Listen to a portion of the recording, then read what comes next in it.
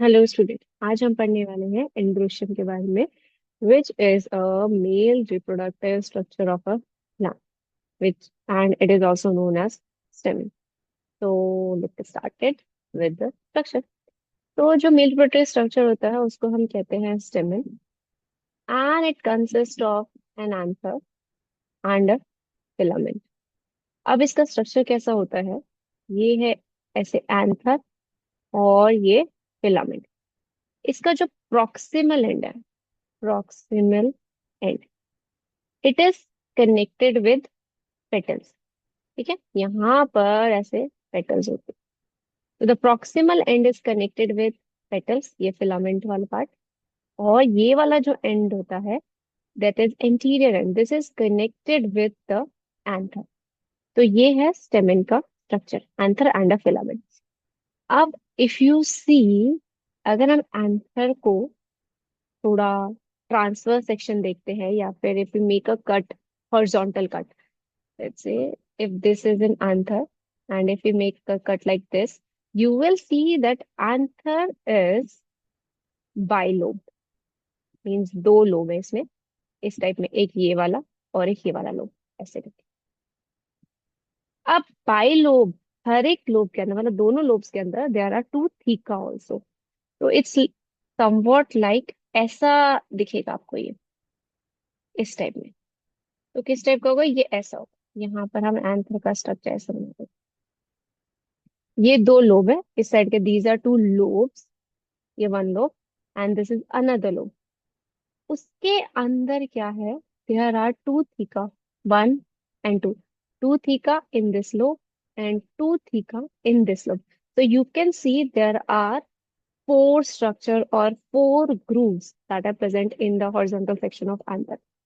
तो ये जो grooves हैं इनको हम कहते हैं थीका, इसीलिए आंथर को हम कहते हैं बाइलोब डाइथीकस स्ट्रक्चर। तो बाइलोब मीन्स दो lobe and each lobe has two theca, तो दो थीका हो गए, तो बाइलोब डाइथीकस स्ट्रक्चर। अब इसी वजह से जो एंथर है उसको बोला जाता है टेट्रास्पोरैंजिएट। Tetrasporangiate, again a new word. Why it is a tetrasporangiate? See, this is the structure of anther. यही हमने बनाया था ऐसे करके। ये दो दो थीका, ये चार थीका हो गए, तो चार थीका मीन्स, टेट्रा मीन्स क्या होता है? फोर। स्पोरेंजिएट क्यों कहेंगे? क्योंकि ये जो थीका है इसके अंदर हमारे पोलन ग्रेन्स बनेंगे, तो पोलन ग्रेन फॉर्मेशन यहाँ होंगी। So these are nothing but they are sporangias. तो दीज आर स्पोरेंजिया, ये है sporangia. So that's why the pollen is known as, और the anther is known as tetrasporangiate, because it has four sporangia. ऐसे four sporangia होंगे और उन्हीं के अंदर पोलन ग्रेन्स बनेंगे। तो क्या चीजें हैं? One is the anther is bilobe, it is डाइथिकस and it is tetrasporangiate. It's right. So anther bilobed है, having two theca, and that side is known as diathecus. Longitudinal groove separates the two theca. अब इनके बीच में, ये दो theca को separate करने के लिए बीच में लॉन्गिट्यूडनल ग्रूव्स होते हैं। इस टाइप अगर हम बनाएंगे एंथर को, ऐसा करके कुछ दिखेगा। तो there is a longitudinal groove that separates two theca, and it is tetragonal और टेट्रास्पोरेंजिएट, क्योंकि हमने अभी पढ़ा इसका स्ट्रक्चर कुछ ऐसा होता है। और ये हम बनाएंगे एंथर को ऐसा, ठीक है, यहाँ पे ऐसे कर। तो इस टाइप में आंसर आपको दिखेगा। ये मैंने ऊपर से कट किया और यहाँ पर ऐसे, this is the transfer section of anther. इसमें टेट्रास्पोरेंजिएट्स, फोर माइक्रोस्पोरेंजिया है, टू इन ईच लोब।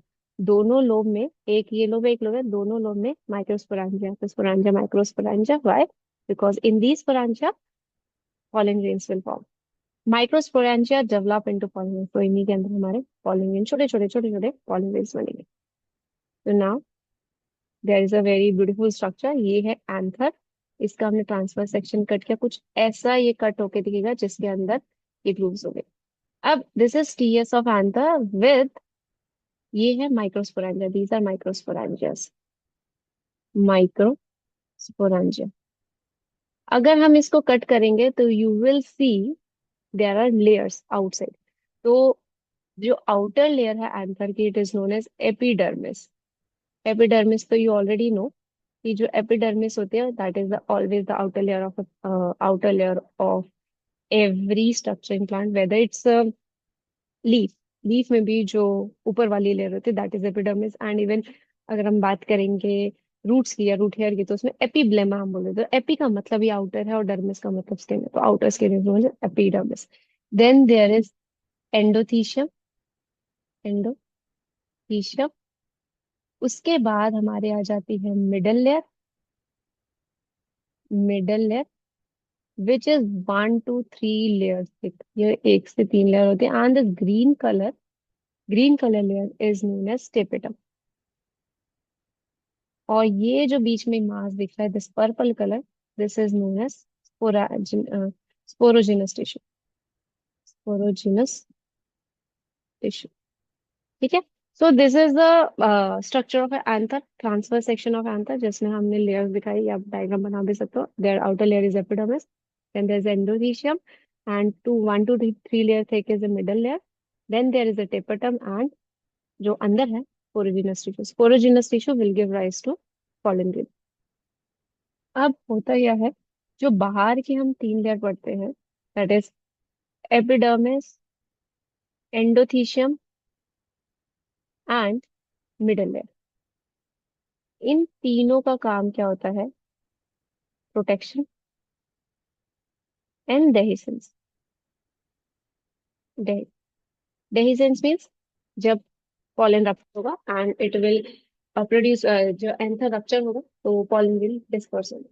तो रप्चर ऑफ एंथर यानी dehiscence of anther to release pollen will, that is dehiscence. तो एपिडर्मिस, एंडोथीशियम, मिडल लेयर, इनका काम होता है प्रोटेक्शन एंड डेहिसेंस।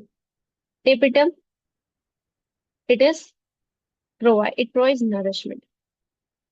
ये नरिशमेंट प्रोवाइड करती है टू डेवलपिंग पॉलन ग्रेन। जो पॉलन ग्रेन्स बन रहे हैं उनको नरिशमेंट प्रोवाइड करना। इसका एक और काम है which is not there in your book, but I want to tell you कि it forms some, it helps in the formation of sporoderm. Sporoderm is the layer of pollen, तो help in formation of sporoderm. Sporoderm यानी pollen, जो pollen grain है उसकी wall formation. तो wall formation में भी help करते थे, तो नरिशमेंट हो गया, development, nourishment of the developing pollen grains and help in the formation of sporoderm as well. तो यहाँ पे स्ट्रक्चर ऑफ एंथर में क्या है, हमने ये पढ़ लिया। हाफ 4 माइक्रोस्पोरेंजिया, फिर पॉलन सेक्शन को कहेंगे। 4 walled, epidermis, endothecium, middle layer and tapetum. Outer 3 layers, protection and dehiscence, जो ये तीन हमने पढ़ी है, epidermis, endothecium and middle layer. Tapetum का काम है nourishment and also it helps in the formation of sporoderm. तो स्पोरोडम फॉर्मेशन में इसका काम आता है। तो this is the structure of anther और द एंड्रोशियम, जिसमें हमने पढ़ा कि कैसे उसकी 4 लेयर्स होती है और उन 4 लेयर्स का क्या क्या काम होता है। In the next class we will be talking about the formation of pollen grains, कि वो कैसे बनता है through microsporogenesis, and the structure of pollen grain as well. So these two topics we will be covering in the next class. So that's all for today. Thank you and have a nice day. Keep reading, keep learning.